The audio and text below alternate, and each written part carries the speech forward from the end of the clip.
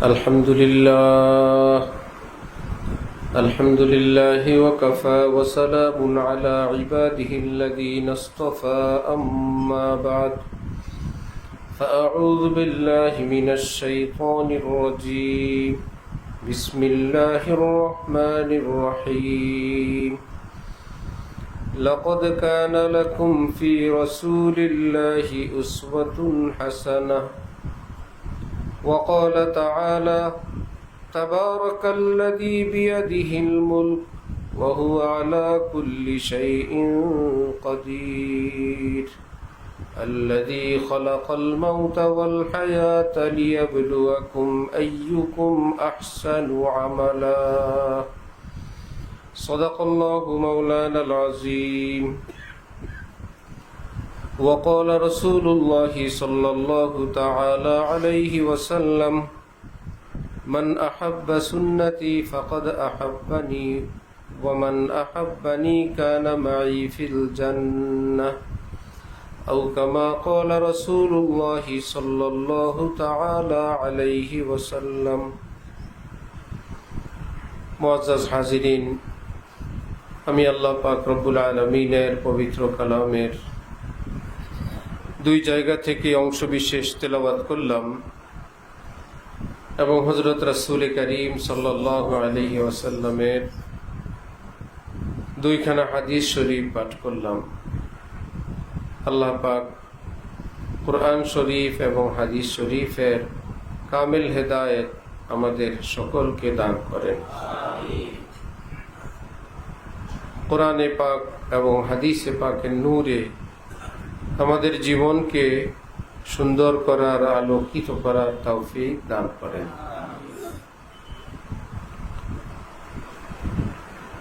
মাদ্রাসা মারকাজুস সুন্নাহ খানকা চিশতিয়া কাদিরিয়া ইমদাদিয়া दोनों नाम আমার পীর ও মুর্শিদ হযরত ওয়ালা দামাত বারাকাতুহুমের দেওয়া নাম। হযরতের দোয়া তাওয়াজ্জুহ এর বরকতে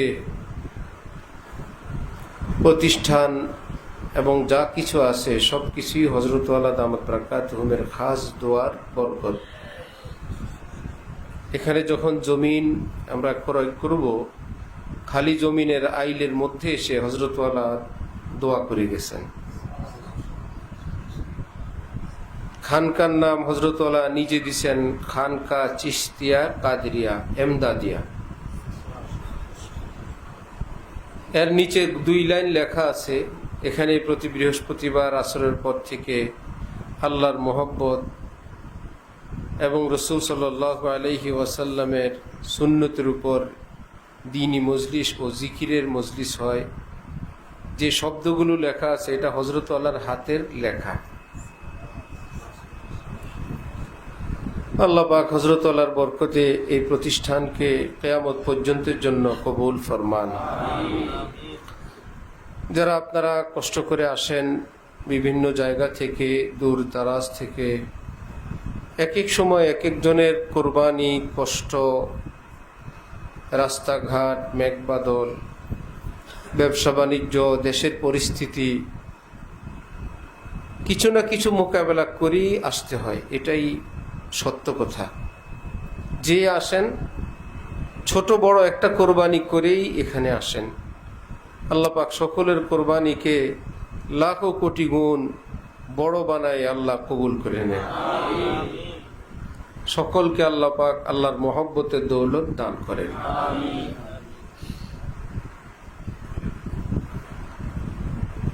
কোরআনে পাকে আল্লাহ পাক রব্বুল আলামিন বলেন, আমি তোমাদেরকে সৃষ্টি করলাম, তোমাদেরকে হায়াত দিলাম, হায়াতের পরে আবার মৃত্যু দিলাম, দুনিয়ার এই নিয়ম নিজাম, উদয় অস্ত ইত্যাদি দিলাম এই কথা দেখার জন্য, এই পরীক্ষা করার জন্য যে তোমাদের মধ্যে সবচেয়ে উৎকৃষ্ট মানসম্মত উন্নত মানের আমল কে কে করে এটা দেখার জন্য। লিয়াবলুয়াকুম, যেন আমি তোমাদেরকে পরীক্ষা করি, আইয়ুকুম, তোমাদের মধ্যে কে আহসানু আমালা, উৎকৃষ্ট আমলকারী। তাহলে কি অর্থ হলো, আল্লাহ পাক আমাদের থেকে বেশি আমল চান না সুন্দর আমল চান? একটা কথা মুখস্থ করবো আজকে, কেমন? নামাজের রাকাত বেশি হলে আল্লাহ খুশি, না 2 রাকাত সুন্দর হলে খুশি? খুব জলদি জলদি করে ভাই 8 রাকাত তাহাজ্জুদ পড়ি, একজনে পড়লেন, আরেকজনে খুব সুন্নত মোতাবেক যত্ন সহকারে 2 রাকাত পড়লেন। আল্লাহ বলেন 2 রাকাতে পুরস্কার বেশি। হযরত মুজাদ্দিদ আল ফেসানি বলেন 1000 রাকাত সুন্নত বিহীন, 2 রাকাত সুন্নতওয়ালা, আল্লাহ পাক 2 রাকাত সুন্নতওয়ালাকে বড় পুরস্কার দান করবেন। কারণ এটা আহসান হয়েছে, লিয়াবলুয়াকুম আইয়ুকুম আহসানু আমালা, এটা আহসান হয়েছে, উৎকৃষ্ট হয়েছে।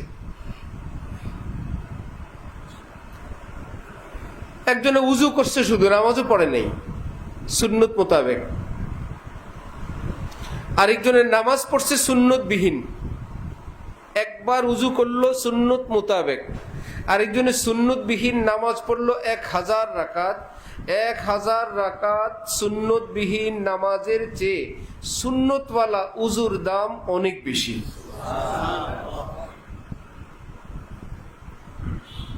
তাহলে আজকে থেকে আমরা একটা নতুন করে পুরাতন কথা, পুরাতন জিনিস নতুন ভাবে সেটাকে আমরা আজকে থেকে মনে প্রাণে স্থির করব, জাগ্রত করব, স্মরণ রাখব। আমল করা চাই সংখ্যায় বেশি না উন্নত? উন্নত। কারণ আমরা আমলটা হাদিয়া পাঠাই আল্লাহর কাছে, আল্লাহ আমি আপনার জন্য এটুকুন করলাম। আমি আমার শায়েখকে দেখছি, ওনার মতো মানুষ তো দুনিয়াতে ছিলেন, আছেন, থাকবেন, আমি দেখি নেই।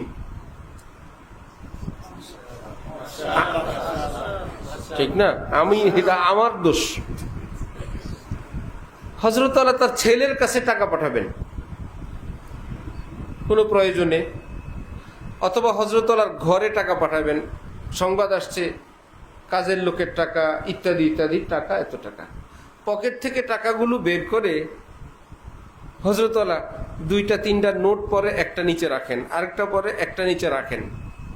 নোটগুলো থেকে ফাঁকে ফাঁকে ফাঁকে ফাঁকে নিয়ে, কি ব্যাপার ভাই, এরা 5000 টাকা চাইছে, এই 5000 টাকা আমার কাছে যা আছে এর মধ্যে নতুনগুলো বাইসে বাইসে পাঠান। বুঝতেছেন? নতুনগুলো হযরত আলীর ছেলের কাছে দিবেন। হযরত আলীর ছেলে চাইছেন বা কোনো কাজে, ভাই এটা আমার ছেলের কাছে যাবে, যতটুকুন সম্ভব কচকচা টাকা, নতুন টাকা। একদম যদি না থাকে আশপাশে কাউকে জিজ্ঞেস করবেন, তোমাদের কাছে সাফ টাকা নাই? শব্দ এটাই, সাফ টাকা, ময়লা ছাড়া, মানে নতুন টাকা। তো একদম নতুন টাকা আর কার কাছে থাকে? সবাই কি ব্যাংকের নোট নিয়ে ঘুরে? তো আমরা তো খুঁজি ওইটা, আপনার কাছে নতুন টাকা আছে। আমরা যে বেকুব, আমাদের সুয়ালও বেকুব। কয়জনের কাছে নতুন টাকা আছে? কিন্তু কিছুটা ফ্রেশ টাকা প্রায় সবার কাছে আছে, আছে না? একদম অচল, লাবুজ, পুরান, এর চাইতে ভালো টাকার নোট আছে না আমাদের কাছে? তো প্রশ্নটাও হযরত এমন করেন, তোমাদের কাছে সাফ টাকা নাই? জি হযরত আছে। পকেট থেকে বের করে যার যার কাছে যতটুকুন ফ্রেশ আছে, দেখা গেল ভালো, হ্যাঁ লো ভাই নো। কোথায় পাঠিয়েছেন? বড় কোনো পীর বুজুর্গের কাছে না নিজের ঘরের মানুষের কাছে? আচ্ছা, আরেকদিন কোন এক কথার ফাঁকে হযরত বললেন যে আমি আমার ছেলে মেয়েদেরকে, পরিবারের লোকদেরকে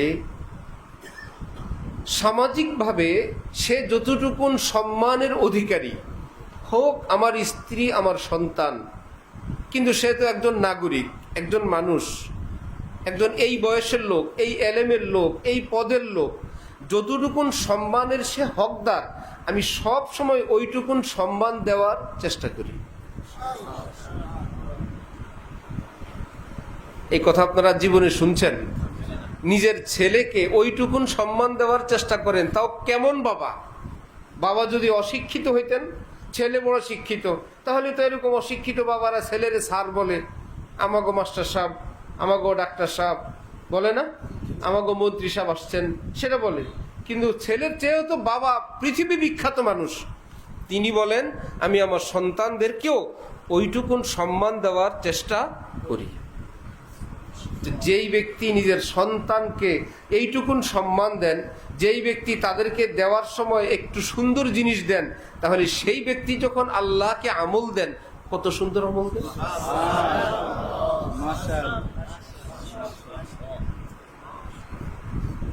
লিয়াবলুয়াকুম আইয়ুকুম আহসানু আমালা।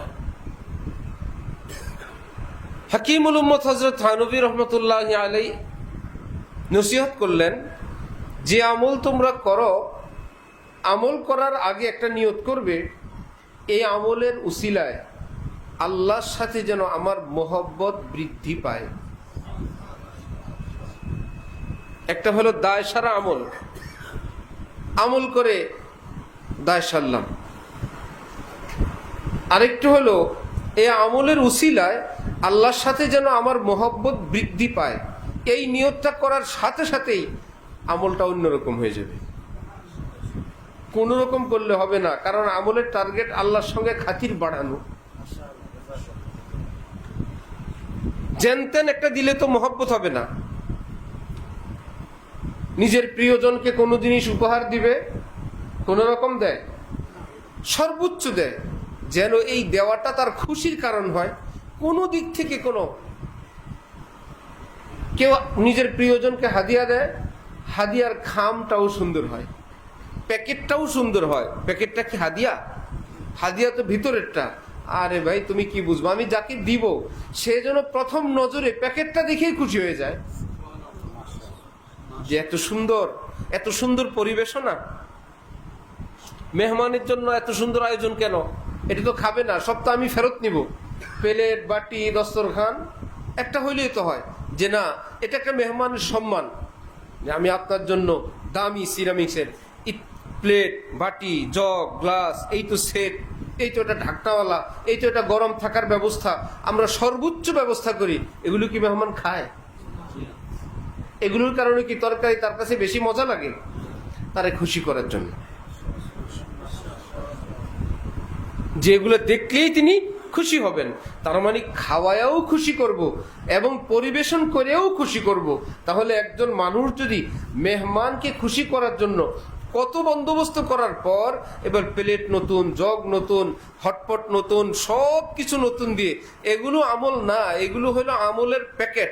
তাহলে আল্লাহ পাকের বান্দা যখন আল্লাহর কাছে আমল পেশ করবে, আবার নিয়ত হবে এই আমলের দ্বারা আমার উদ্দেশ্য আল্লাহ পাকের সঙ্গে যেন আমার মহব্বত বৃদ্ধি পায়। যেটা দেখবেন, আমল হোক, আমলের পূর্বের অবস্থা হোক, জামা কাপড় হোক, আতর হোক, জায়নামাজ হোক, আমার মনের অবস্থা হোক, যেটার দিকে তাকাবেন এটা দেখে যেন তিনি খুশি হয়ে যান। লিয়াবলুয়াকুম আইয়ুকুম আহসানু।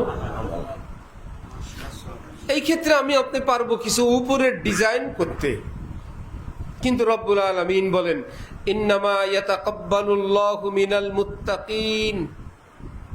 যাদের ভিতরটা ফ্রেশ, আমি আল্লাহ শুধু তাদের আমল কবুল করি। কি মুশকিল! বাটি সুন্দর, বক্স সুন্দর, ডিনার সেট সুন্দর, হটপট সুন্দর, ভিতরের খাবারে গন্ধ,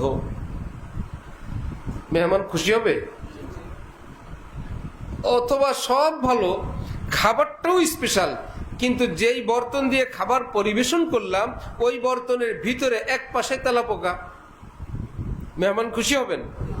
রব্বুল আলামিন বলেন তোমার সব সুন্দর, যে অন্তর আত্মা দিয়ে তুমি আমার কাছে আমল পেশ করবা, ওই অন্তর আত্মার পাত্রে নাপাক, মুর্দা, গান্দা, পচা, গীবত, শিকায়েত, অহংকার, হিংসা, নিন্দা, এগুলোর সব দাগ লাগানো মনের ভিতরে, মধ্যখানে একটু আমল রাখা। আমার এই সমস্ত আমল পছন্দ হয় না, তুমিও তো পছন্দ করবা না, আমি কেন? ইন্নামা ইয়াতাকাব্বালুল্লাহু মিনাল মুত্তাকিন। আমি আল্লাহ যাদের অন্তর আত্মা পবিত্র, গুনাহমুক্ত, দাগমুক্ত, এদেরটা বড় পছন্দ করে কবুল করি। তাহলে উপর সুন্দর করার একটা কাজ, ভিতর সুন্দর করারও আরেকটা কাজ। বর্তনের উপর সুন্দর, ভিতরটা সুন্দর হবে না? ভিতরটাও সুন্দর হবে। এই উপর সুন্দর এটাকে বলে শরীয়তে জাহিরি। উপর সুন্দর কি বলে? এই যেটা ফরজ, ওয়াজিব, সুন্নত। ভিতর সুন্দর ওটাকে বলে শরীয়তে বাতিনি, যেটার অপর নাম তরিকত, অপর নাম তাসকিয়া, অপর ডিউটি হলো খানকা। বাকি হলো খানকা নামে এখন দোকান ব্যবসা, সেটা তো আছেই। এটা খানকার নামে কেন? ভুয়া র্যাব আছে না? ভুয়া মেজর আছে না? ভুয়া পুলিশ আছে না? ভুয়া ডাক্তার আছে না? ভুয়া হুজুর আছে না? ভুয়া মুফতি আছে না? ভুয়া থাকার যেই আইটেমের মধ্যে ভুয়া থাকবে ওই আইটেম পুরোটা বাদ। আর্মিও বাদ, পুলিশও বাদ, র্যাবও বাদ, হুজুরও বাদ, ডাক্তারও বাদ। ভুয়া ভুয়া, ভালো ভালো। যে আইটেম চলে ভালো, যে আইটেম চাহিদা আছে ওই আইটেমের মধ্যে ভুয়া নামবেই। আমাদের দেশের ফকিররা, একটা ফকির পর্যন্ত পাইছেন, সত্য কথা বলবেন, টাই পরা।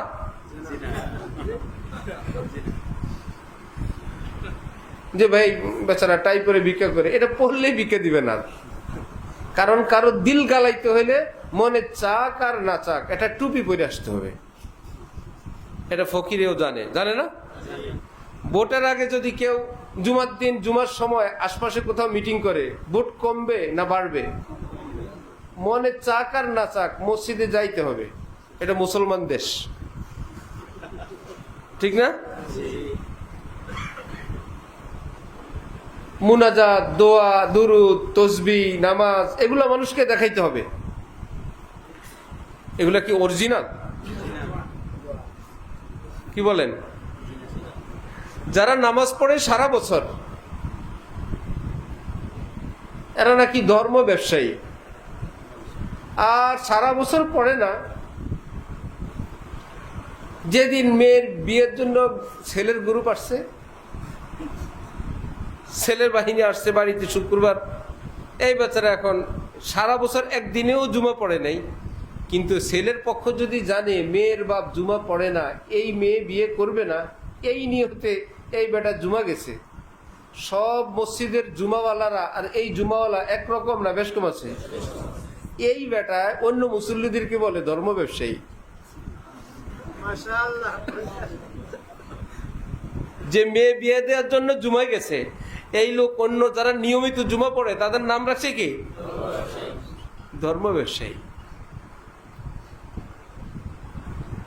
बहुत जटिल दिन। ख्वाजा अजीजुल हसन महजूब रहमतुल्लाह अलैह बोलेन, अजीब दुनिया का हाल है, जो है गुनाह हलाल है, आइब भी अज कमाल है, दुनिया गले का हार है, यही अगर बहार है, आग लगे बहार में। तो बहरा दुनियार अजीब अवस्था, सब उल्टा सब उल्टा सब उल्टा, उल्टाई এখন ভাও। কোন লোকের বউ স্রোতের মধ্যে নদীতে পানি আনতে গিয়া স্রোতে পড়ে হারানো গেছে। সে বেচারা স্রোত যেদিকে যায় উল্টা দিকে খোঁজে। সবাই বলল, আরে বোকা, স্রোত যেদিকে গেছে, মহিলা যদি পড়ে স্রোতের তালে ওই দিকে গেছে, তুমি উল্টা দিকে খোঁজো। সে বলে, তোমরা বেশি জানো, সারা জীবন সে উল্টা করছে, আমার বিশ্বাস মরার পরে উল্টা দিকে গেছে। আমি কি না বুঝে খুঁজি? তোমার বউ খুঁজলে তুমি বাও দিক যাও, আমার যেটা এটা মরার পরে উল্টা দিক গেছে, আমার এটা ধারণা, ওই জন্য আমি খুঁজি। তাহলে সবার হিসাব একরকম? বেদানায় দানা আছে কিনা? পুরাটার ভিতরে কি নাম? বেদানা। এটাই হয়ে গেছে, এটাই দুনিয়ার নিয়ম। একটা ইন্টারনাল কথা বলি, গোপন। আমি কয়েকদিন আগে আমাদের রুমের ভিতরে সদাই করতে গিয়ে আমরা কঠিন ধরা খেয়েছি। তো ধরা খেয়া ফেরত পাঠাইছি, দ্বিতীয়বারও নষ্ট। একটা প্লাস্টিকের দরজা, প্রথমবার ভাঙ্গা, দ্বিতীয়বার পাঠাইছি ফাটা, তৃতীয়বার দিছে আরো কঠিন ভাঙ্গা। একটা দরজা পরে আমার সাথী সঙ্গে এদেরকে বললাম, এখন আর আগের দিন নাই যে তুমি হুজুর মানুষ গেলে বলবা যে আশা করি আমার লোকে ধোঁকাবাজি আর করবে না। আর ওই লোক আমাকে দেখে হাসছে, যে খুশি হয়েছে। আমি বললাম, হাসি যদি ভালো কারণে হইলো তো ভালো, এরকম মানুষও আছে। কিন্তু এইরকম হাসির লোকও আছে যে ভাঙ্গা দরজাটা চালাইতে পারি না অনেক দিন, বুঝলেন না? আপনি আসছেন, আলহামদুলিল্লাহ, ঠিক না? এই পচা মালটা চালাইতে পারি না অনেক দিন। আপনি হুজুর মানুষ, আপনারা মানুষের দুঃখ বুঝবেন। দাড়িওয়ালা নামাজি, আপনি নেয়ার পরে পচা দাগ এটা লাগায় ফেলো, থাকবে যা হয়েছে। এক, যদি আমি ধরা খাইয়েই যে আপনার অপছন্দ হয়, আপনি ফেরত নিয়ে আসবেন। আপনি তো আমার মারবেন না, কারণ হুজুর মানুষ। গালিগালাজ করবেন না, হুজুর মানুষ। ওই সুখে এই বেটা আসে।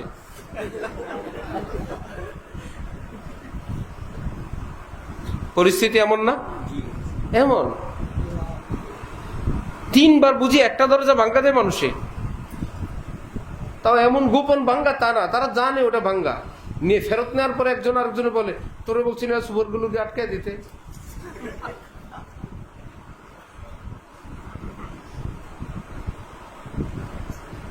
এখন এটাই চালাকি, যে এটা করতে পারে সেই ভালো, যেই ছেলেটা করতে পারে সেই বাবার কাছে হইলো সে ভালো ছেলে, ছেলেটা চালাক আছে, ভালো, ব্যবসা করে খাইতে পারবে।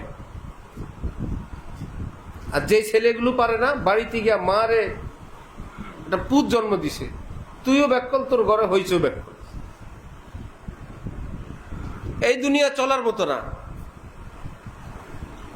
বহুত আশ্চর্য, বহুত আশ্চর্য। আল্লাহ আমাদেরকে দ্বীনের সহি বুঝ দান করেন।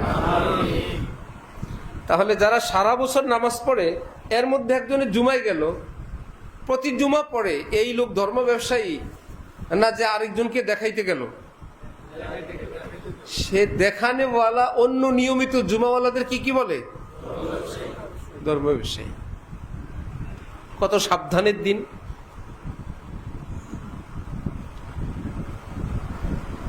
এই বাংলাদেশের ইতিহাসে বাংলাদেশের কোন রাজনীতি, বাংলাদেশের কোন মানুষ, পাকিস্তানের কোন মানুষ কেউ কোনোদিন বলছিল, পাকিস্তানিরা বলছিল বাংলাদেশটা আবার দখল করা দরকার?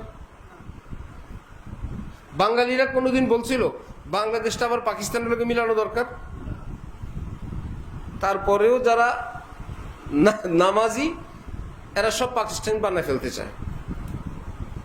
বাংলাদেশটাকে কি বানাইতে চায়? যারা ঘোষণা দেয় ভারত যেভাবে অখণ্ড ছিল, আবার এটাকে অখণ্ড ভারত বানাবো, একদম পরিষ্কার ঘোষণা দিয়ে এটাকে আবার ভারত বানাইতে চায়, এবং তার প্ল্যান, প্রোগ্রাম, পরিকল্পনা, খুঁটি লাঠি সব ব্যবস্থা করে ফেলে। তারপরও তারা হলো কি? বাংলাদেশের দেশপ্রেমিক নাগরিক। আপনাদের জানা মতে কোন একজন মানুষের 10 টাকা আছে পাকিস্তানে, যে বাংলাদেশে থাকে পাকিস্তানে টাকা পাঠায়? সত্যি কথা বলেন, যদি জানেন আমাদেরকে তথ্য দিবেন। হ্যাঁ, কেউ যদি থাকে পাকিস্তান, সেটা ভিন্ন হিসাব। এই দেশে কাজ করে, এই দেশে ব্যবসা করে, গোপনে গোপনে পাকিস্তান টাকা পাঠায়, পাকিস্তান ব্যাংকে টাকা রাখে, এরকম থাকলে আমাদেরকে জানাবেন, আমরা পুরস্কার দিব। আর ওই দিন থেকে আমরা এই কথা আর বলবো না। কিন্তু আপনাদের জানা মতো এই দেশে থাকে, ভারতে টাকা জমা রাখে, এরকম লোক আছে না নাই? তারপরেও তারা এই দেশের দেশপ্রেমিক। আর আলেম ওলামা, দিনদার, নামাজি যারা, আপনারা হইলেন পাকিস্তানপন্থী। যখন তখন দেশটাকে পাকিস্তান বানাই ফেলবেন।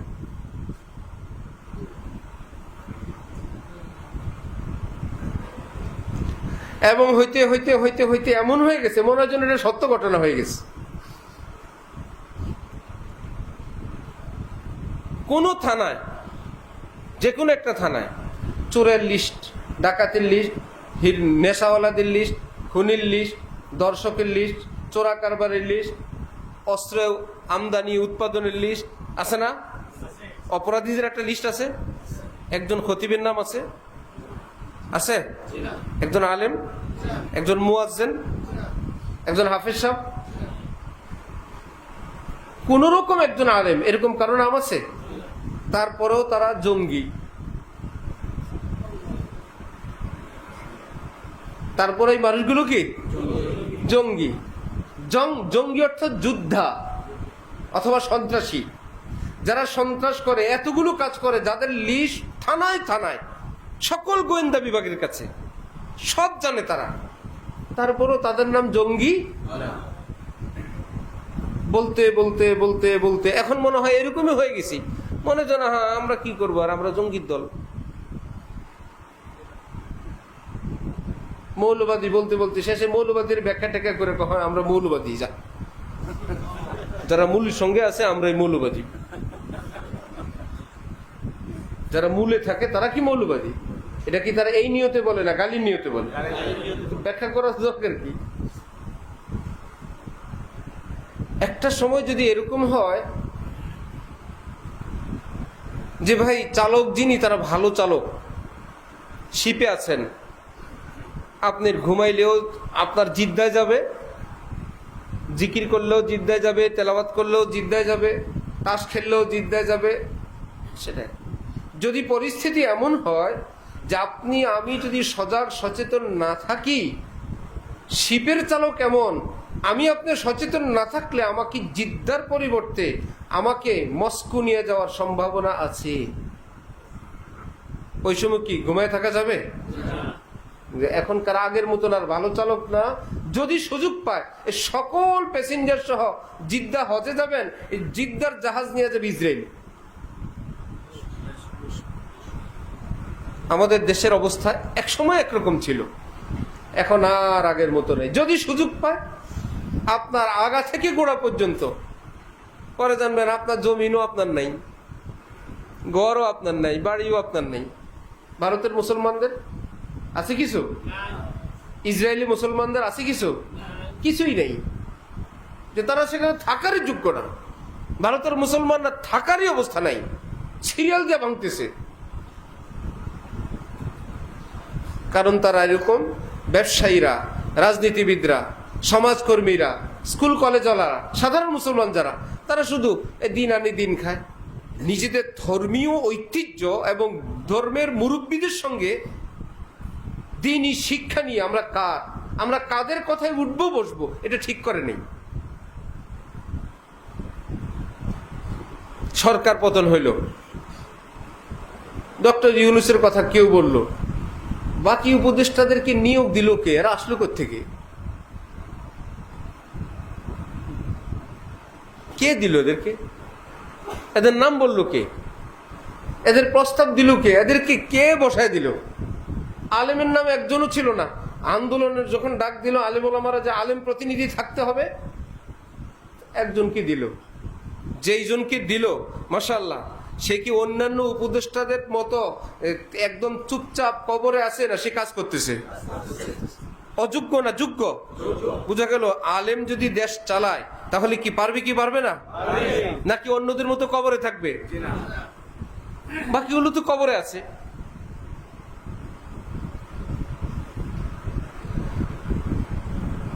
ইসলামের বিরুদ্ধে যদি কথা বলেন পত্রিকায় নাম আসবে। আপনি হলেন বাক স্বাধীনতার লোক, আপনার পক্ষে ইউরোপ আছে, আমেরিকা আছে, সুইজারল্যান্ড আছে, ভাই তুমি তাকে কেন আঘাত করো? সে বলছে তুমি আদালতে যাও, তুমি পারলে কিছু একটা বলো।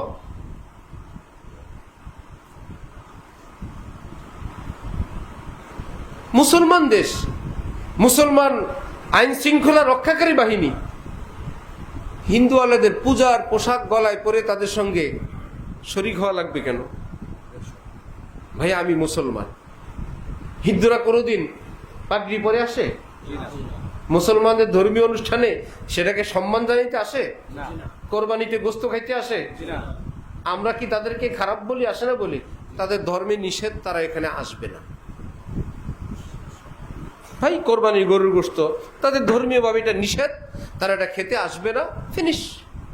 আমাদের সেই ধর্মীয় স্বকীয়তা কোথায়, স্বাতন্ত্র্য কোথায়?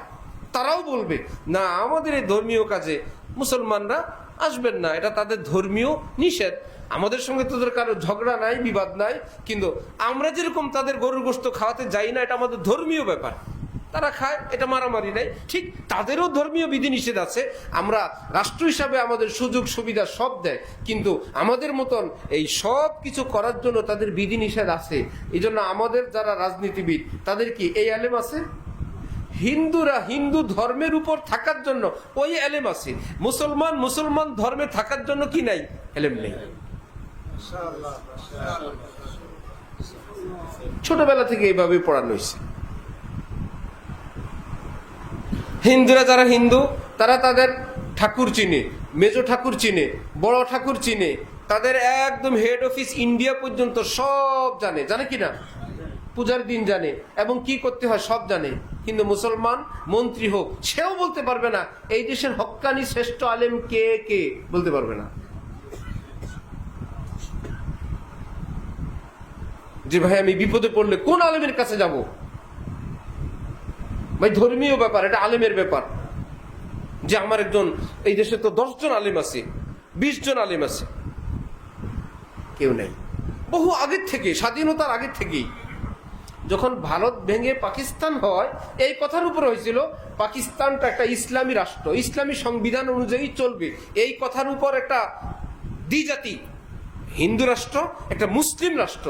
এই রাষ্ট্র হইল যে কোরআন হাদিসের উপর এই রাষ্ট্রটা চলবে। সেই দিন থেকে প্রতারণা শুরু। দেশ ভাগ হয়েছে, কোরআন অনুযায়ী চলতে দেয় নেই। এরপরে যখন আবার আমাদের স্বাধীনতা হয়ে গেল, পাটে পাটে পাটে পাটে কোনোদিন আলেমদেরকে জাতীয়ভাবে কোনো সম্মান মর্যাদার আসনই দেওয়া হয় নাই। কারণ এই সম্মানটুকুন দিলে জাতির কাছে স্পষ্ট হয়ে যাবে ইনি একজন গ্র্যান্ড মুফতি, ইনি একজন সর্বশ্রেষ্ঠ আলেম, তাহলে তার কাছে সবাই যাবে। এই অবস্থানটাই সৃষ্টি হয় নাই, যার জন্য এই দেশে এত বড় বড় আলেম গেল। না আলেমের নামে কোনো সরকারি স্থাপনা আছে, না কোনো রোড আছে, না কোনো সরকারি ব্যবস্থাপনা আছে, না তাদেরকে সেই সম্মাননা আছে। ওনার জন্য একটা আউট আইটেম।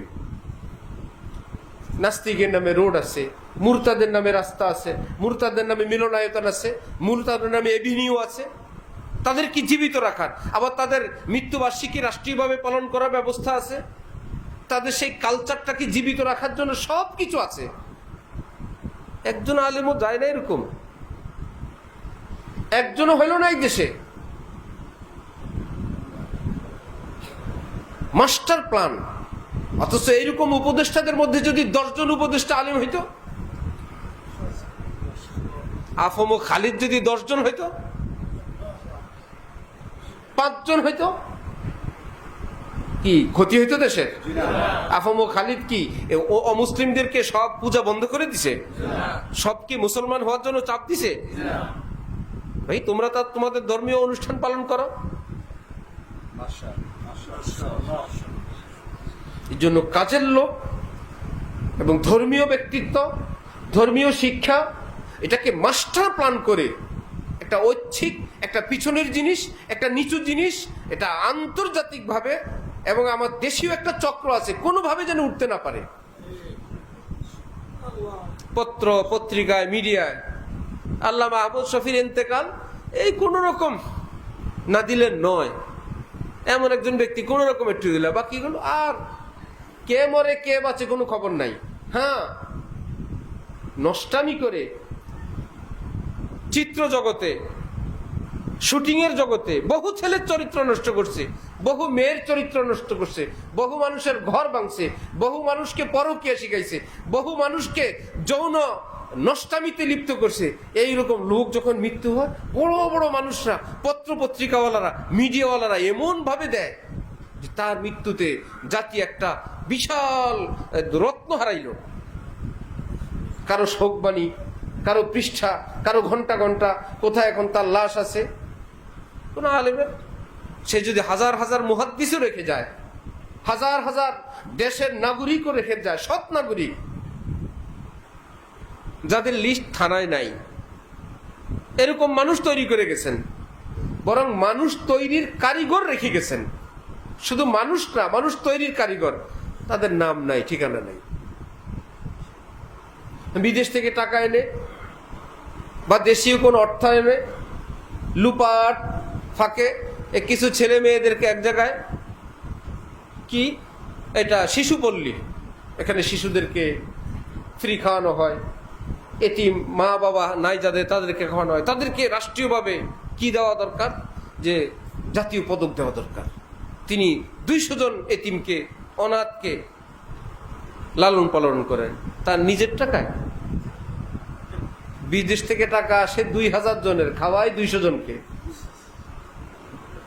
অথবা 200 জনের জন্য যেই পরিমাণ আসে সেই পরিমাণের মধ্যে বহু রকমের দুর্নীতি হয় খাওয়া দাওয়ায়। এই ছেলেগুলো যেখানে এরকম শিশুদের লালন পালনের সমাজ কল্যাণের আছে, কয়টা সেখান থেকে মানুষ হয়ে বেরিয়েছে যে সরকারিভাবে খাওয়া পড়া ব্যবস্থা শিক্ষা দেওয়ার পর সেখান থেকে বের হয়েছে বিসিএস ক্যাডার, সেখান থেকে বের হয়েছে সচিব, সেখান থেকে বের হয়েছে এসপি, সেখান থেকে বের হয়েছে প্রধান শিক্ষক, সেখান থেকে বের হয়েছে সচিব। দেখাইতে পারবেন কেউ?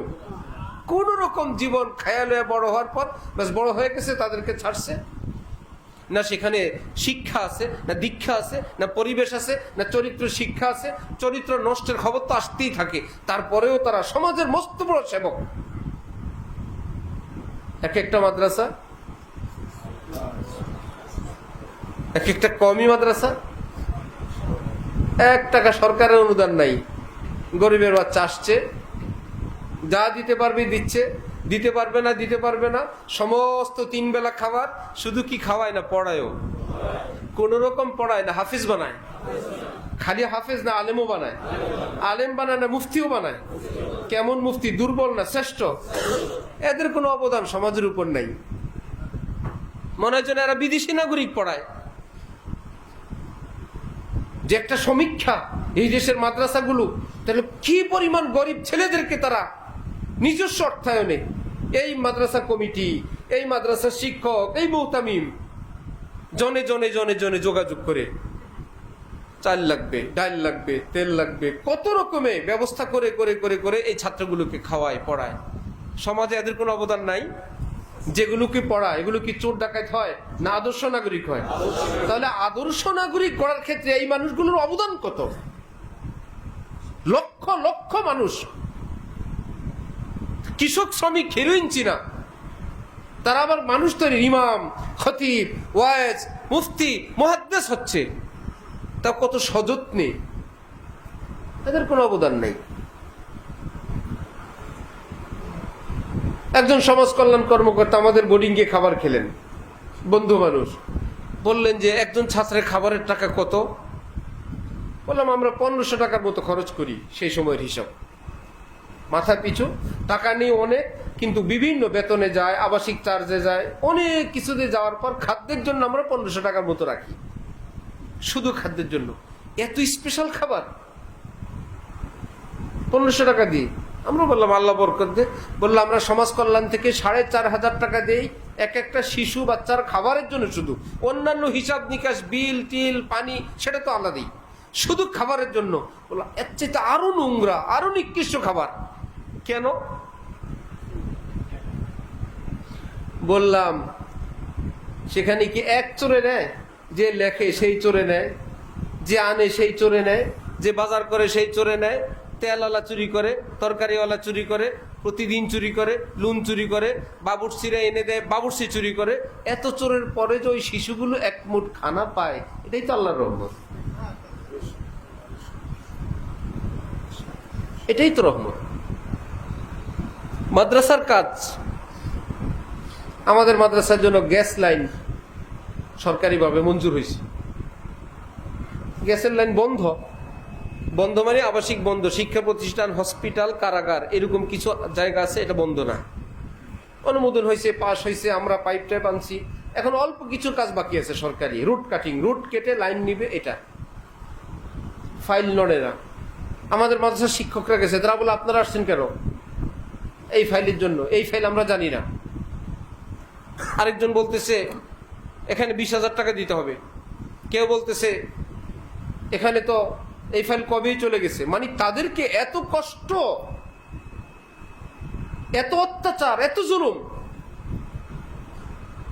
মাদ্রাসার নামে ফাইল, মসজিদ মাদ্রাসার নামে এই গ্যাসটা, এটার পরেই যখন এরকম, আপনারা আল্লাহর কসম করে বলেন সরকারি অফিস আদালতের সঙ্গে আমার আপনার যতটুকুন সম্পর্ক এবং যাতায়াত আছে, আমরা কি সেই কর্মকর্তা কর্মচারীদের থেকে একদম খুব সুন্দর সেবা পাই না কষ্ট পাই? তারপরেও তারা ভালো। আজীব কঠিন অবস্থা। হালাল নাই, হারাম নাই, জায়েজ নাই, নাজায়েজ নাই, পরকাল নাই, কাকে খাওয়াবো? আমরা মাদ্রাসার পানির বিল দেয় প্রায় 90,000 টাকা। ওয়াসাকে, ঢাকা ওয়াসাকে প্রায় 90,000 টাকা বিল আসে। সে ওয়াসার লোকের আইসা কারো বলে 10,000 টাকা আমাদের কিলে, আর 10,000 টাকা পানির বিল আসবে, 20,000 টাকা শেষ প্রতি মাসে। তাহলে যেই মিটারটার মধ্যে নাম্বার থাকবে বললো ওটা আমরা ঠিক করে দেব। পরে জানা গেল পুরা শহর ব্যাপী এই পানি চুরি চলে, পুরা শহর ব্যাপী। ইল্লা মাশাআল্লাহ যারা ভালো আছে তো আছে। এরা আমাদেরকে বলে এরা বোকা, এরা কিছুই বুঝে না, এরা 90,000 টাকা বিল দেয়, কি দরকার? তা আমি বললাম যে ভাই, পানি চুরি করব 17 কোটি মানুষের টাকা। সরকারের টাকাগুলো কি একজনের না, সব পুরা দেশের। 17 কোটি মানুষের টাকা চুরি করে 1000 মানুষে উজু করাবো, তাও চোরায় পানি দিয়ে উজু, চোরা পানি দিয়ে উজু করে কোরআন শরীফ পড়বে, চোরাই পানি দিয়ে উজু করে 5 ওয়াক্ত নামাজ পড়বে। আর মধ্যখানে কি হবে? মাদ্রাসার কিছু টাকা বাঁচবে। তো কি হবে? আমি চুরির ব্যবস্থা করে 17 কোটি মানুষের হক নষ্ট করে মাদ্রাসার কিছু টাকা বাঁচায় কবরে গেলে আমি কবরে আযাবে, মাদ্রাসার অ্যাকাউন্টের টাকা আমি আযাবে। আমার এই মাদ্রাসার টাকা বাঁচানোর জিম্মাদারি আমি না। মাদ্রাসার টাকা খরচ হোক, 17 কোটি মানুষের হক তারা পেয়ে যাক, হালাল পানি দিয়ে উজু করুক, বরকতের মালিক কে? আল্লাহ। আমি ভাষা দিয়ে বলতে পারবো না। এই যে রন্ধ্রে রন্ধ্রে দুর্নীতি, ছোট্ট একটা কারণ হলো আমরা মুসলিম হিসাবে তলাবুল ইলমি ফারিজাতুন আলা কুল্লি মুসলিম, সকল মুসলমানের জন্য মুসলিম হয়ে বেঁচে থাকার এলেম অর্জন করা ফরজ। হালাল এটা জান্নাতি খাবার, হারাম এটা জান্নাতি খাবার। হালাল খেলে জান্নাতে যাওয়া যায়, হারাম জাহান্নামে নেয়। এই কথাটুকুন ক্লাস 1 থেকে নিয়ে এমএ পর্যন্ত যতবার পড়ানো লাগে পড়ানো দরকার। এই কথা পড়ানো দরকার। আলাম ইয়ালাম বিআন্নাল্লাহা ইয়ারা। হে দুর্নীতিবাজ, হে চোর, ডাকাত, তুমি কি জানো না আল্লাহ তোমার দিকে তাকায় আছেন? তোমার এই কলম, তোমার এই লেখা, তোমার এই সংখ্যা, আল্লাহ পাক তোমার দিকে তাকায় আছেন। বিআন্নাল্লাহা ইয়ারা ফেলে মুজারে। সে কি জানে না আল্লাহ পাক তার দিকে দেখতেছেন, দেখে আছেন? মুসলমান মনে করে না, ধরলে দুর্নীতি দমন কমিশন ধরবে, বেঁচে গেলে আমি বেঁচে গেলাম। কবর একটা জায়গা আছে, আমার আমল নামা একটা ব্যাপার আছে। এই আকীদা কি, যারা চুরি এবং দুর্নীতি করে এই মনের মধ্যে এই কথা কি তাদের স্পষ্ট ইয়াকিনি ভাবে বসা না হালকা? শিক্ষা ব্যবস্থা থেকে ওই এলেমটা উঠে দেওয়া হয়েছে। যারা সিনেমা করে, যারা নাটক করে, নাচ গান করে, বিভিন্ন শিল্পী গোষ্ঠী করে, কনসার্ট করে, মদ করে, জিনা ব্যভিচার করে, এরা সবাই সাংস্কৃতিক কর্মী। এদের পৃষ্ঠপোষক আছে, এদের মন্ত্রণালয় আছে, এদের ডোনেশন আছে, এদের সরকারের পক্ষ থেকে এদের জন্য বিভিন্ন জায়গায় নাট্যমঞ্চ, এদের জন্য অনেক টাকা পয়সা, দেশ বিদেশে সফরের ব্যবস্থা আছে। এবার জিনার শিকার হও, ব্যভিচারের শিকার হও, চরিত্র ধ্বংস হও। বিয়ে একটা জায়গায় 10টা হোক, বিয়ে ছুটে যাচ্ছে, পরকীয়া লিপ্ত হইতেছে। এটা কি দেশের জন্য রহমত না গজব? গজব। কিছু আলেমরা বলতেছে দেখেন সবকিছুর লিমিট আছে, অশ্লীলতা করা যাবে না, আনন্দ ফুর্তি শরীয়ত সম্মত যেটুকুন এইটুকুন করা যাবে। নারী ভিন পুরুষের সঙ্গে অবাধ মিলামিশা করতে পারবে না, অবাধ অবস্থান করতে পারবে না। এরা হইল নারী বিরোধী, এরা হইল নারী উন্নয়ন বিরোধী। আলেমদেরকে এটা মোটামুটি মুখস্থ করে ফেলছে। আলেম মানে হইল নারীর উন্নতি তারা চায় না, তারা নারী উন্নতি চায়। একদিন এ কথা বলে না যে কিসের থেকে নারীরা ধর্ষণের শিকার, কিসের থেকে ঘর ভাঙ্গা, কিসের থেকে ঘরে ঘরে এই স্বামী স্ত্রীর মধ্যে অমিল, কি কি কারণে সেটা খোঁজার কেউ নাই। যারা সেই উস্কানি দিয়ে ঘর ভাঙতে ভাঙতে ভাঙতে ভাঙতে অনেক মেয়ে এমন এখন পাওয়া যায় যারা বিয়ে বসতে রাজি না। মায়ের কষ্টের জীবন দেখছে, খালার কষ্টের জীবন দেখছে, ফুফুর কষ্টের জীবন দেখছে, বোনের কষ্টের জীবন দেখে এই ছোট্ট মেয়েটা এখন বলতেছে আমি বিয়ে বসবো না, আমি নিজের পায়ে নিজে দাঁড়াবো। কারণ পুরুষ মানুষ পানি জালেম, তার এটা মুখস্থ হয়ে গেছে। কিসের কারণে এগুলো ঘটলো? কেউ কারণ খুঁজতে যায় না। যে কারণ খুঁজে সেটা নিরসনের জন্য যায়, তারা হলো নারী বিরোধী, নারীদের শত্রু। তাদেরকে কঠিন হস্তে দমন করা দরকার। জিনা, ব্যভিচার, উপেন অবস্থান, রাত দিন মদ, সেটা যারা খোলা রাখতে চায় তারা হলো নারীবাদী, তারা হলো নারী পক্ষ, তারা হলো নারী স্বাধীনতার লোক।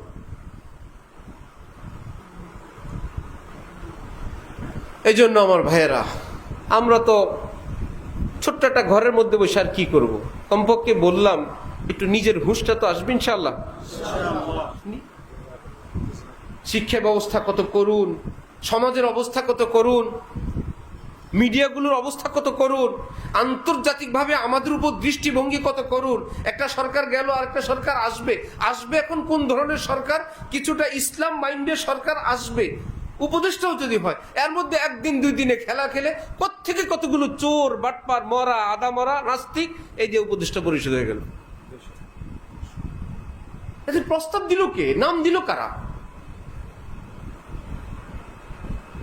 কারা কোত্থেকে? বুঝে গেল আমরা যাইটাকে দেশ দেখি, এটার উপরে আরেকটা দেশ আছে, বুঝেন নাই? ওই দেশের উপর আবার আরেকটা দেশ আছে আমাদের অদেখা। সবাই আমাদেরকে নিয়ে খেলাধুলা করে, আমাদেরকে ব্যবহার করে, আমাদেরকে মিথ্যা মিথ্যা মিথ্যা প্রলোভন দেয়। আল্লাহ আমাদেরকে, আমাদের দেশের মানুষদেরকে হেফাজত করেন।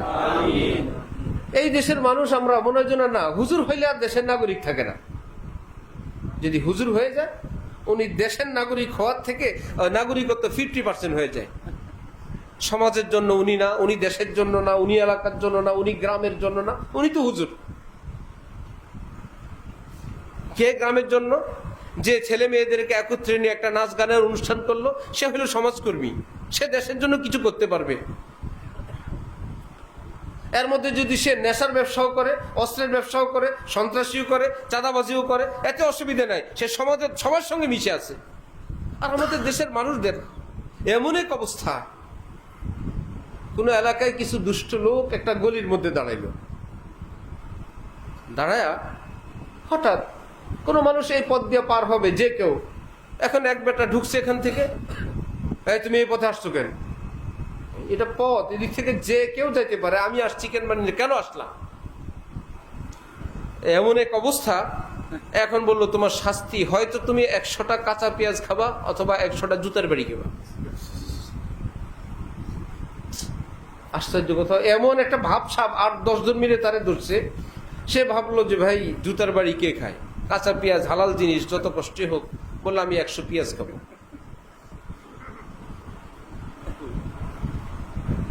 পেঁয়াজের ঝাঁজ, এই কষ্টে একটু পরে বলতেছে ভাই আমি যে কটা পেঁয়াজ খেলাম, বাকিটা আমার জুতার বাড়ি দেন।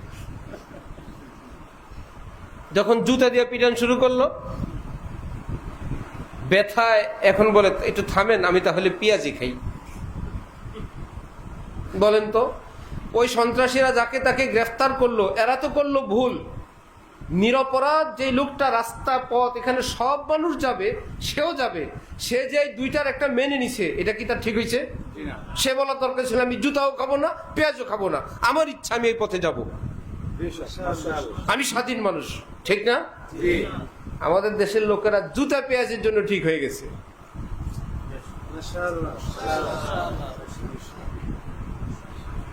হয়তো জুতা, নয়তো কি একবার জুতা খায় যখন কানে গালে পড়ে, থামেন পেঁয়াজ খাবো, দেখে পেঁয়াজে প্রচন্ড ঝাল, এবার বলে থামেন জুতা খাবো।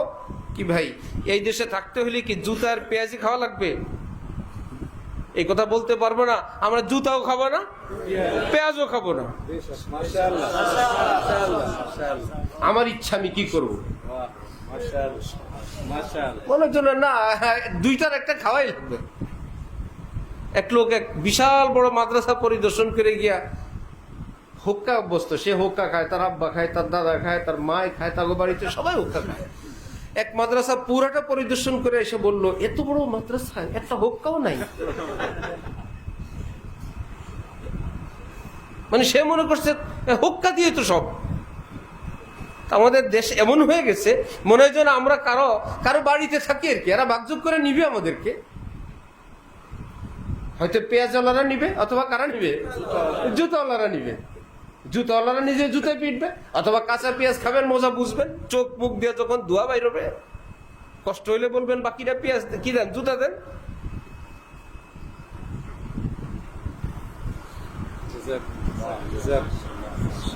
সময় মতন যাকে চেয়ার বসানোর বসায় দিবেন, আর 5 বছর চিলেবেন, আল্লাহ বিচারাইতে গেলে টাকা লাগে, ওনার কাছে যাওয়া যায় না, কাছের লোক তো বহুত খারাপ। আবার আশপাশ থেকে কয়েকটা শয়তান আছে, জোয়ান আছে, বুড়া শয়তান যদি বুড়া হয় তাহলে কি ভালো হয় না পাকা শয়তান হয়? তাল গাছ যদি 5 বছরের হয় তাহলে কি সার কম? তাল গাছের বয়স যদি 80 বছর হয় কাইতে হয়ে পড়ে যাবেন, আরো মজবুত হয়েছে। তওবা করে যদি বুড়া ভালো না হয়, এই শয়তানি সহ যদি বুড়া হয়, তাহলে বুড়ার শয়তানের মধ্যে কি পিএইচডি হয় না? এরকম বুড়া পাশের থেকে বলে দিবে, থাক ভাই এখন এরকমই, দেশ তো এরকমই, ওই কিছু টাকা পয়সা দিয়ে বিচারের ব্যবস্থা করা লাগবে। এটা সমাজ মেনে নিছে, একদম সবাই মিলে মেনে নিছে।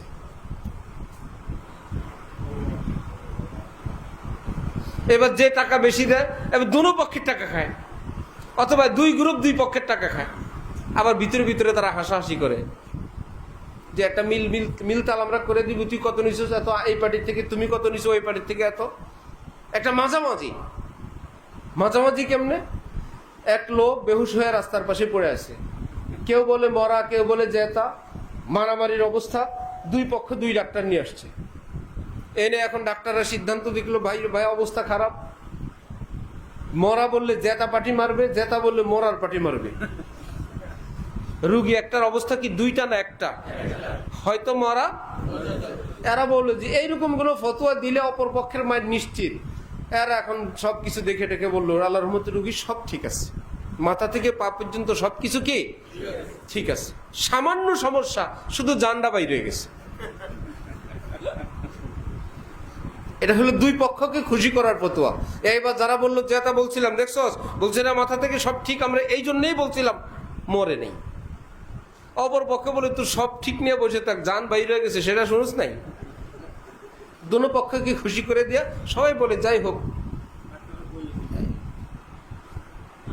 কঠিন অবস্থা এটা, গ্রামীণ পর্যায়ে, মহল্লা পর্যায়ে, ওয়ার্ড পর্যায়ে, উপজেলা থানা পর্যায়ে, উপরের পর্যায়ে এটাই হয়ে গেছে ব্যবস্থা। বিচার মানে হলো টাকা, বিচার মানে হলো টাকা, বিচার মানে হলো শক্তি। যে যারা একটু ক্ষমতাবান তারা একটা ভুল বিচ্যুতি করতেই পারে, মার দিতেই পারে। তুমি তো মায়ের খাওয়ার পার্টি, এখানে মুখ খোলা যাবে না, কথা বলা যাবে না, এখানে ন্যায্যতার কোনো কথা নাই, এখানে অধিকার বলতে কিচ্ছু নেই। এখান থেকে বের হওয়া দরকার, আত্মমর্যাদা অর্জন করা দরকার। নিজে একজন দেশের নাগরিক, সে নাগরিকের সুনাগরিকের পরিচয় বহন করা দরকার। নিজের সিদ্ধান্ত নিজে নিব, শক্ত অবস্থানে আসা দরকার। এরকম পাড়ায় মহল্লায় যদি কিছু মানুষ তৈরি হয়, ইনশাআল্লাহ দেশের চেহারা পরিবর্তন হবে না ইনশাআল্লাহ। আজ না হোক কাল। নদীর পাড় ভাঙে, এক ঢেউয়ে ভাঙে? জি না, ঢেউ বেচারায় বছর বছর ঢেউ দিয়ে আঘাত করতেই থাকে। ঠিকই যখন সময় আসে বিশাল বিশাল অট্টালিকা ভেঙে পড়ে। আঘাত করতে থাকবো হক নিয়ে, সত্য নিয়ে। অন্যায় প্রাসাদ ভেঙে পড়বেই পড়বে ইনশাআল্লাহ। ওয়াযাক্কির ওয়াযাক্কির ফাইন্না যিকরা তানফাউল মুমিনিন। নবীকে আল্লাহ পাক বলছেন আপনি নসিহত করতে থাকেন, আপনি নসিহত করেন। 1 দিন 2 দিন 3 দিন মুমিনের অন্তরে নসিহত প্রভাব ফেলবেই, ফায়দা হবেই। এখন এমন হয়ে গেছে, মৌলবী বাণী হলো, মৌলবী শুধু নামাজ রোজা নিয়ে থাকবেন। হ্যাঁ, আমরা চুরি করব, ডাকাতি করব, নষ্টামি করব, টাকার ভাগ করব, মদের ব্যবসা করব, জিনা ব্যভিচার করব। কি মুক্তিযুদ্ধ স্মৃতি অথবা মুক্তিযুদ্ধ সংস্কৃত অনুষ্ঠান 1 মাস ব্যাপী মেলা চলবে, জিনা চলবে, নেশা চলবে। যেহেতু মুক্তিযুদ্ধ নাম আছে, এটা হালাল। কত বড় শয়তানি দেখছেন? যেহেতু ওটার নামে আপনি মাহফিল করবেন, আপনার বহুত অফিস থেকে আপনাকে পারমিশন আনতে হবে। কালচারটা কোথায় গেছে? এটা মুসলিম দেশে। ভারতে হিন্দুদের ধর্মীয় কোনো ব্যাপার নিয়ে সরকারের কাছে কোনো আবদার আছে, কোনো আবেদন আছে? দেশটা হিন্দু অধ্যুষিত। এখানে আবার কি আছে? এই দল সেই দলের ব্যাপার আছে, হিন্দু ধর্ম নিয়ে কোনো কথা নাই। আমেরিকায় খ্রিস্টানদের কোনো খ্রিস্ট ধর্ম নিয়ে কোনো আন্দোলন আছে? ভাই, এই দলও খ্রিস্টান, সেই দলও খ্রিস্টান। মুসলমান আছে সেই দেশে, অন্য ধর্ম আছে, যেহেতু তারা অল্প সংখ্যায়, তাদের নাগরিক হিসেবে থাকবে। তা আমাদের দেশের 90% মুসলমান। এই দল যাক আর সেই দল যাক, কমপক্ষে ইসলামের ব্যাপারে তো আমরা একটু নিরাপত্তা বোধ করবো যে মুসলমানরা এই দল যাক আর সেই দল যাক, আমাদের কোরআন নিয়ে, হাদিস নিয়ে, দাড়ি নিয়ে, মাদ্রাসা নিয়ে, মসজিদ নিয়ে, মাহফিল নিয়ে, ইসলাম নিয়ে। কারণ যারা যাবে তারা তো মুসলমান। কিন্তু আজকে আমরা সেই নিরাপদে, তার মানে এমন লোক নামধারী মুসলমান, তারা ক্ষমতায় যাবে, নামী মুসলমান, কিন্তু তারা সম্পূর্ণ ইসলাম বিদ্বেষী, অথবা ভোট কালেকশনের জন্য যা বলা লাগে, যা করা লাগে। ভিতরে ভিতরে জিনার লাইসেন্স, মদের লাইসেন্স, চুরির লাইসেন্স, বিদেশের সঙ্গে অন্যায় চুক্তি, মাদ্রাসা মসজিদের উপরে বিশাল বড় নজরদারি, কত রকমের। যে আলেমরা উত্তরবঙ্গে মুসলমান নাস্তিক বানায় ফেলছে, খ্রিস্টান বানায় ফেলছে, কাদিয়ানি বানায় ফেলছে। আলেম ওলামারা গিয়ে সেই মুসলমানদেরকে বুঝায়, ভাই এটা তো ঠিক না। বললো এতদিন পরে আসছেন, আচ্ছা ঠিক আছে, আমি কালেমা পড়ে আমি আমার ধর্মে ফিরে গেলাম। তাদেরকে জেলে যাওয়া লাগে, তারা জেলে যায়। আর যারা এই মুসলমানদেরকে খ্রিস্টান এবং কাদিয়ানি বানাইতেছে, তারা এলাকাকে এলাকা দখল করতেছে, কিনতেছে। তাদের কোনো জেলও নাই, জুলুমও নাই, দেশের কোনো আইন তাদের জন্য নাই। রোহিঙ্গা ক্যাম্পে এনজিওদের সমস্ত কাজ চলতেছে, কিন্তু বক্তব্য কায়েম করা মুশকিল। 10-12 লক্ষ রোহিঙ্গা ক্যাম্পে এরকম যদি সামনে আরো 10-12 বছর মক্তব মুক্ত শিক্ষা ব্যবস্থা এনজিওরা চালায়, এদের দিয়েই বাংলাদেশ বিরোধী যুদ্ধ শুরু হয়ে যাবে।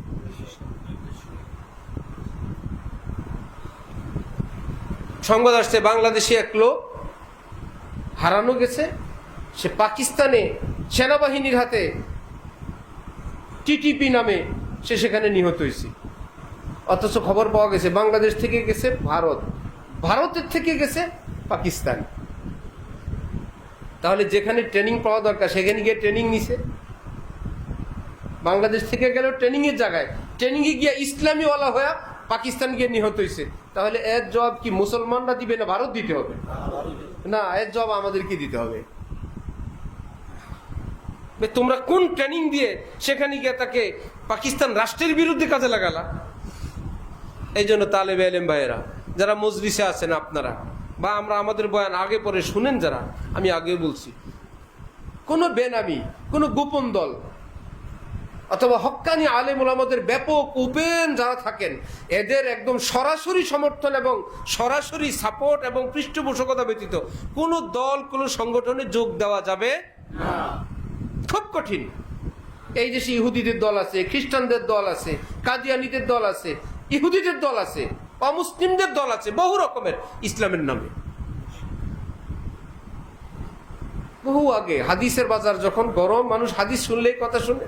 আমাদের উস্তাদরা শুনেছেন, এক লোক বাজারে গেছে বেগুন বেচতে, কেউ বেগুন নেয় না। এক সাথী দুষ্ট বললো, আরে মেয়ে বেগুন বেচা এতক্ষণ লাগে? হাদিসের এক অর্থ হইল নবীর হাদিস, আর হাদিসের শাব্দিক অর্থ হইল কথা। হাদিসের শব্দের অর্থ কি? কথা। সে বললো তুই একটা জালিয়াতি কর, তুই বলবে বাইরে একটা হাদিস শুনেন, তোর নিয়ত হবে কি বাইরে একটা কথা শুনেন। কিন্তু যারা শুনে তারা কি মনে করবে? হাদিস। ভাই ও এক হাদিস শুনো, সব লোক তো মুসলমান বাজারের মধ্যে, ভাই এই লোক হুজুর কি হাদিস? বেজুঙ্গা খানা বহুত বেহতার আমল হ্যাঁ, বেগুন খাওয়া বহুত উত্তম আমল। বাজারের মধ্যে যেহেতু হাদিস বলে হুজুর ছাড়ছে, মুহূর্তের মধ্যে বেগুনের বস্তা খালি হয়ে গেছে।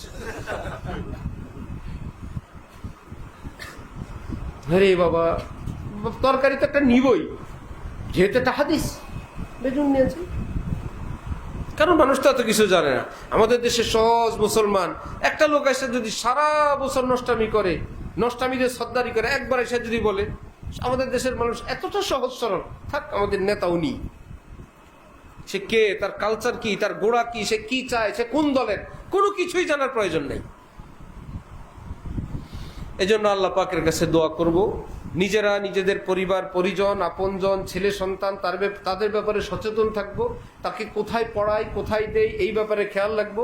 হাকিমুল উম্মত হযরত থানবী নফরাল্লাহু মারকাদাহু বলতেন, তোমাদের ইংরেজি শিক্ষিত ছেলেদেরকে আমাদের কাছে আনবা, আমি ওয়াদা করলাম নামাজের কথা বলবো না, দাড়ির কথা বলবো না, পায়জামা টাকনোর উপর উঠতে বলবো না। হযরত থানবী তো মুজাদ্দিদ ছিলেন, তিনি জানতেন আরে আমাদের সঙ্গে যোগাযোগ হইলে কমপক্ষে তো ছেলেটা নাস্তিক হবে না, বেটা নাস্তিক হবে না, আজ হোক আর কাল হোক নামাজি হয়ে যাবে, দাড়িওয়ালাও হয়ে যাবে, কোরআনওয়ালা হয়ে যাবে। এখনো তো চাপাচাপি করবে না, আসবে না, এখন এমনি আনো। আমার হযরতুল্লাহর কাছে বিভিন্ন ভার্সিটি ছেলেপেলে আসে, দুইটা আছে ঢাকা বিশ্ববিদ্যালয় থেকে, ইচ্ছা করে আসে। হযরত বলে এতদিন আসো, শয়তান টুপি কই তো গো, টুপি টাপি পরে আসছে। পরের জুমে আবার টুপি নেই, কারণ টুপি ছাড়া থাকলে হযরত ডাক দেন চুল ধরে দুইটা লাগান, হেরা আসে দুইটা খাইতে। হযরতের জন্য একটা ফুলের তোড়া নিয়ে আসেন, হযরতুল্লাহ চামেলি ফুল খুব রাখেন।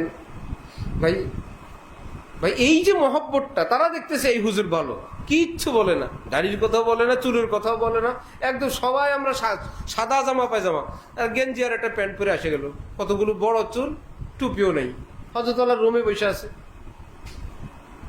আসতেছে। এই যে একটা মহব্বত, এটা দামি। একদিন সেই কানবে, সেই নামাজি হবে, সেই বলবে আমি আলেমদের কাছে দেখছি তাদের কত উদারতা, কত আখলাক, অমুককে এটা বলছেন, অমুককে এটা বলছেন, আমার সামনে হাজার স্মৃতি তার অ্যাকাউন্টে জমা হচ্ছে না, হাজার হাজার স্মৃতি। আর আমি আপনি হলে আগামী সপ্তাহে একদম দাড়িওয়ালা টুপিওয়ালা হয়ে আসবা, সে বলল সালামুন আলাল মুরসালিন, আজও গেলাম কাল গেলাম। তাহলে হাজার হাজার যে দ্বীনি রত্ন তাকে ট্রান্সফার করার একটা ব্যবস্থা ছিল, সেটা বন্ধ হয়ে গেল না। আমাদের অবস্থা হলো এরকম, গরম ওয়াজ এবং নগদ ওয়াজ। যে কোনো ভাবে মুসলমানদেরকে মাদ্রাসার সঙ্গে জোড়ান, স্কুল কলেজে ছেলেদেরকে জোড়ান, দ্বীনি মা বোন যারা আছেন অন্যান্য মেয়েদেরকে দ্বীনের সঙ্গে জোড়ান, কোনো না কোনো ভাবে একটা উৎসূত্রে জুটতে জুটতে একদিন না একদিন আসবেই। সবাই তো আর হুজুর হবে না, সব পিসাব সাইকুলাদিস হবে না, এই দেশের নাগরিক হবে, বিভিন্ন পদে পদে পোস্টে পোস্টে যাবে। এরা যদি আলেম মুখী হয়, এরা যদি মাদ্রাসা মুখী হয়, এরা যদি পরকাল মুখী হয়, দেশে শান্তি হবে, চুরি কমবে, দুর্নীতি কমবে, জিনা ব্যভিচার কমবে। তাহলে দেশে কি গজব হবে না রহমত আসবে? আল্লাহ আমাদেরকে দ্বীনের বুঝ দেন, আল্লাহ আমাদেরকে এবং আমাদের দেশের সকল মানুষকে দ্বীনের সহি বুঝ দান করেন। শুরুর কথা আবার বলে শেষ করি, আল্লাহ আমাদেরকে শেষ করছেন আমল বেশি করার জন্য না সুন্দর করার জন্য? সুন্দর করতে হলে জানতে হবে যে কেমনে আমল সুন্দর হয়। এক এক জিনিসকে সুন্দর করার এক এক পদ্ধতি। গাড়ির ডেকোরেশন আর বাড়ির ডেকোরেশন একটা গাড়ি কিনছেন, আপনি এটাকে সুন্দর করবেন, আপনি জানেন যে ভাই সুন্দর ফিটিংস এবং সুন্দর টাইলস এবং ভালো হাই কমোড দিলে বাড়ি সুন্দর হয়, এগুলো কিনে আপনি গাড়ির সামনে নিয়ে আসছেন, কারণ এগুলো সুন্দর করার জিনিস, এগুলো বাড়ির, গাড়ির না, ঠিক না? এবার আপনি কতগুলো কসমেটিক্স কিনে নিয়ে আসছেন বাড়ির জন্য, বাড়ি সুন্দর করবেন, আলতা, lipstick, lip liner, eyeliner, makeup, এগুলা বাড়ির না নারীর? এগুলা নারীর। মাশাআল্লাহ মাশাআল্লাহ। নারী সুন্দরের জন্য এই কসমেটিক্স, বাড়ি সুন্দরের জন্য এটা, গাড়ি সুন্দরের জন্য সেটা, আছে কি না? এক এক জিনিস সুন্দরের এক এক সিস্টেম। আমল সুন্দর করার সিস্টেম, জীবন সুন্দর করার সিস্টেম হযরত মুহাম্মদুর রাসূলুল্লাহ সাল্লাল্লাহু আলাইহি ওয়াসাল্লাম। আল্লাহ পাক বলেন নবীকে আমার ভীষণ সুন্দর লাগে। তোমরা যদি কেউ সুন্দর হইতে চাও, নবীর মতন সুন্দর হয়ে আসো। আমার এই ডিজাইন বড় পছন্দ, এই চেহারা পছন্দ, এই দাড়ি পছন্দ, এই জামা পছন্দ, এই চুল পছন্দ, এই হাঁটা পছন্দ, এই মুনাজাত পছন্দ, এই রুকু পছন্দ, মুনাজাতও পছন্দ, এই চুপ থাকাও পছন্দ, কথা বলাও পছন্দ, এই মুস্কি হাসিও ভীষণ পছন্দ। আমার নবীকে আমার অনেক ভালো লাগে। কেউ যদি আমার কাছে ভালো হইতে চাও, নবীর মতো নকল করো, ওয়াদা করলাম আমি তোমাকেও ভালোবাসবো। তাহলে আমল সুন্দর করার জন্য পদ্ধতি সুন্নতের তরিকা মানে থাকবে। সুন্নতকে এই সুন্নত বললে সুন্নত হয়ে যাবে না শিখতে হবে? কোন আমলে কি সুন্নত, কোন আমলে কি সুন্নত, কোন আমলে কি সুন্নত শুরু করবে ইনশাআল্লাহ। আল্লাহ পাক তৌফিক দান করুন। ওয়া আখিরু দাওয়ানা আলহামদুলিল্লাহি রাব্বিল আলামিন। বসছিলাম একদম 8:30টার নিয়ত করে, 8:30টায় ছুটি দিয়ে দেব। হ্যাঁ, পানি তো আগে।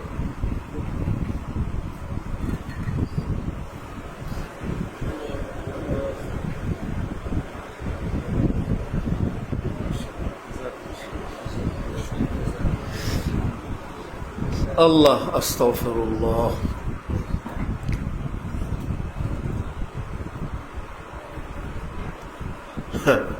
কোন এলাকায় ইমাম সাহেবের ছেলে হয়েছে, অনেক লোক নামাজ ছেড়ে দিছে। কার দুনিয়া কারে ভালো মনে করবো?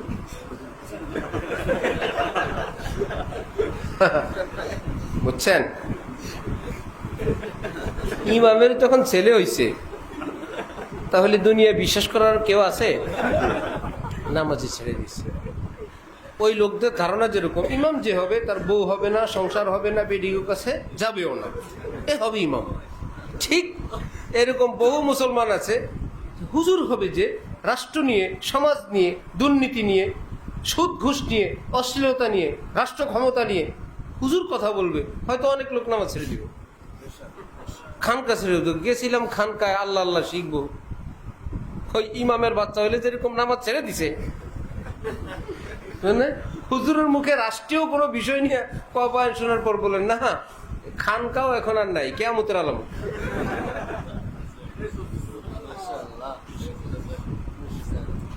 বহুত খারাপ না, ইমাম বহুত খারাপ ভাই। রাসূল সাল্লাল্লাহু আলাইহি ওয়াসাল্লাম এই পৃথিবীর রাষ্ট্র পরিচালনার সর্বোৎকৃষ্ট উদাহরণ এই পৃথিবীতে রেখে গেছেন।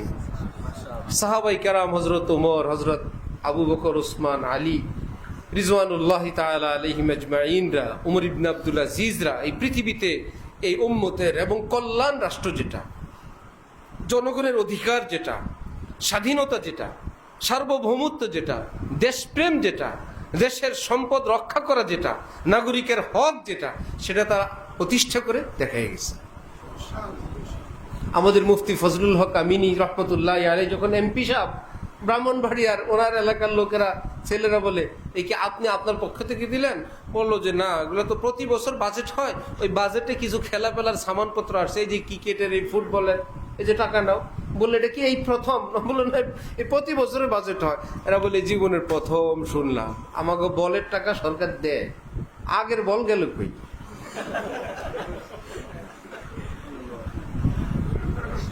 অসংখ্য বাজেট আছে, এগুলো এই পর্যন্ত এগুলো ওপেনই হয় নাই, কেউ জনগণ জানেই না এই নামে একটা বাজেট আছে। আপনার জানতে যাওয়া নিষেধ, আপনি জানতে গেলে আপনার পিছনে নামাজ পড়বে না, বুঝেন নাই? যেহেতু হুজুরের ছেলে হইলে নামাজ ছেড়ে দিছে, এই অবস্থা। আল্লাহ আমাদের দেশের মানুষের এই চিন্তা চেতনার মধ্যে আল্লাহ পাক পরিবর্তন আনেন। আল্লাহ পাক তৌফিক দিলে চলতি মাসের শেষের দিকে উমরার সফরের নিয়ত আছে ইনশাআল্লাহ।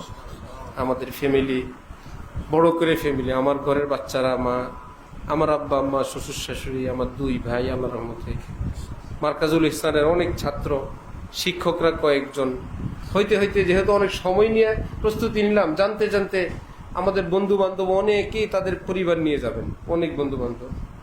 দোয়া করেন আল্লাহ যেন সবকিছু সুন্দরভাবে, সুষ্ঠুভাবে ব্যবস্থা করেন, যাওয়ার তৌফিক দান করেন। এজন্য আগামী মাসের মাসিক মজলিস মুলতবি থাকবে, এটাই স্বাভাবিক এই রুটিনের মধ্যে। বাকিটা যেহেতু 30 অক্টোবর সফর, 13ই নভেম্বর দেশে আসার প্রোগ্রাম ইনশাআল্লাহ। আমি একটু অসুস্থ, ঠান্ডা অনেক দিন, আমার শ্বাসকষ্ট, আবার গলায় কিছু কষ্টের জন্য চিকিৎসার জন্য বিভিন্ন ডাক্তার পরামর্শ হয়েছে, হয়তো দেশের বাইরে এর আগে হয়তো যাওয়া লাগতে পারে। যদি হয়ে যায় কাগজপত্র চিকিৎসার জন্য যাওয়া লাগতে পারে, দোয়া করবেন আল্লাহ সুস্থ করে দেন ইনশাআল্লাহ। দুরূদ শরীফ পড়ি। আল্লাহুম্মা সাল্লি আলা সাইয়্যিদিনা মুহাম্মদ ওয়া আলা আলি সাইয়্যিদিনা মাওলানা মুহাম্মদ ওয়া আলিহি ওয়াসাল্লাম।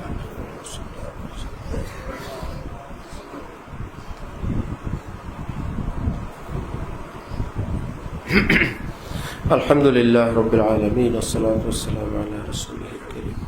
আল্লাহুম্মা সাল্লি আলা মুহাম্মদ ওয়া আলা আলি মুহাম্মদ ওয়া বারিক ওয়া সাল্লিম। ইয়া আল্লাহ রহমান রহিম মেহেরবান আল্লাহ, আল্লাহ আপনি সাক্ষী, আল্লাহ আমাদের অন্তরের খবর আপনি জানেন। আয় আল্লাহ আপনার এক ওলির ইশারার উপর এখানে এই মাদ্রাসায় খানকায় মজলিস, আয় আল্লাহ এবং আপনার বান্দাদের এই তশরিফ আওয়ারি আগমন, আয় আল্লাহ আমাদের সকলের এই আশা বসাকে আপনি কবুল করে নেন। আয় আল্লাহ এই উসিলে আমাদের সকলকে আপনার মহব্বত দান করেন, গুনাহমুক্ত জিন্দেগি দান করেন, পেরেশানি মুক্ত জিন্দেগি দান করেন।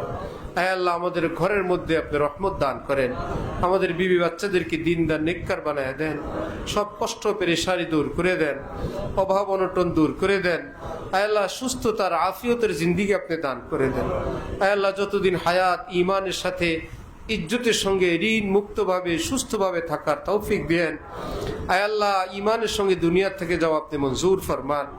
আল্লাহ আপনার ওলিদেরকে ভালোবাসার তৌফিক দান করেন, ওলিদের জীবনী আমাদের জীবনের মধ্যে আনার তৌফিক দান করেন। আয় আল্লাহ সেই জিন্দা সেজদা আমাদেরকেও দান করে দেন।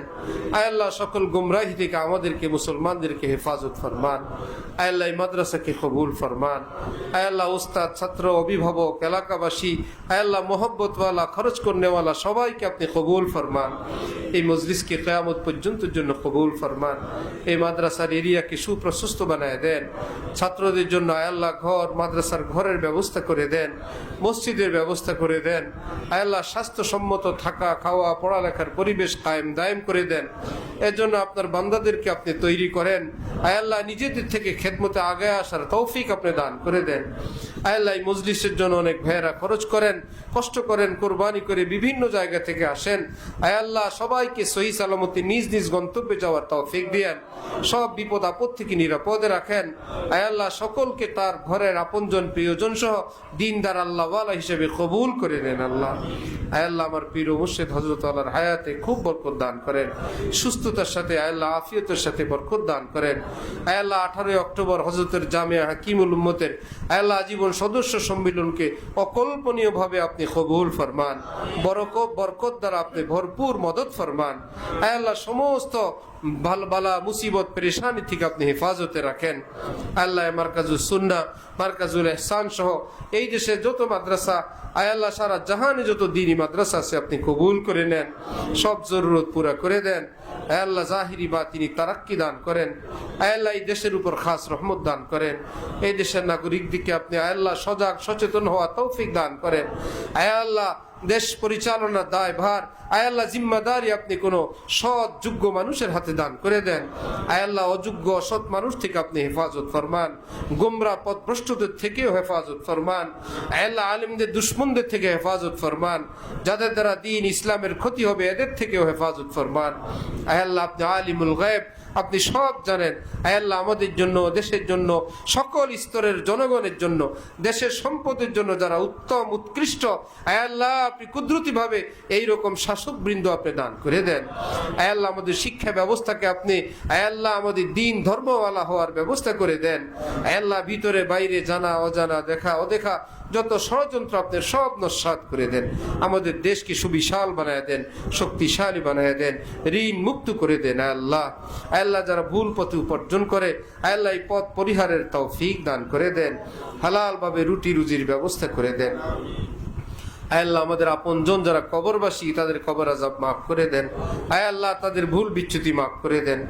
আয় আল্লাহ উপস্থিত সকলের দিলের নেক মাকসুদ আপনি কবুল ফরমান।